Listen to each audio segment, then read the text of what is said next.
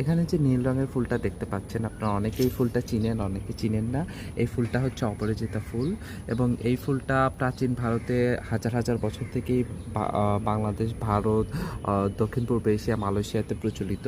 এবং এই ফুলটার একটা বিশেষ গুণ হচ্ছে যে এই ফুলটা একটা নীল রঙের ফুল। প্রকৃতিতে আর সচরাচর নীল রঙের ফুল দেখা যায় না, খুবই কম, মাত্র 2 থেকে 3টা ফুল আছে যেটা নীল রঙের, তার ভিতর অপরাজিতা একটি। এবং এই অপরাজিতা ফুল থেকে আপনি একদম অর্গানিক নীল রঙের চা বা যে কোনো ধরনের ড্রিঙ্কস বানাতে পারবেন এবং সেটার সাথে যদি আপনি লেবুর রস মেশান তাহলে সেটার কালার চেঞ্জ করে পার্পল অথবা গোলাপিও হতে পারে। তো সেক্ষেত্রে আপনি এখান থেকে একটা ন্যাচারাল নীল কালার পেতে পারবেন। এছাড়া এটা স্কিন, দাঁত, পেটের হজম সহ নানা কাজে হাজার হাজার প্রাচীন যুগ থেকেও ভারতীয় আয়ুর্বেদরা এই ফুলের নির্যাস ব্যবহার করে থাকছে। এবং বাংলাদেশে সবার বাড়িতে, স্পেশালি যারা একটু লতানো গাছ পছন্দ করে, সবার বাড়িতে গার্ডেনে ঝুলতে ঝুলতে এই লতানো নীল রঙের সুন্দর ফুলটা দেখা যায়।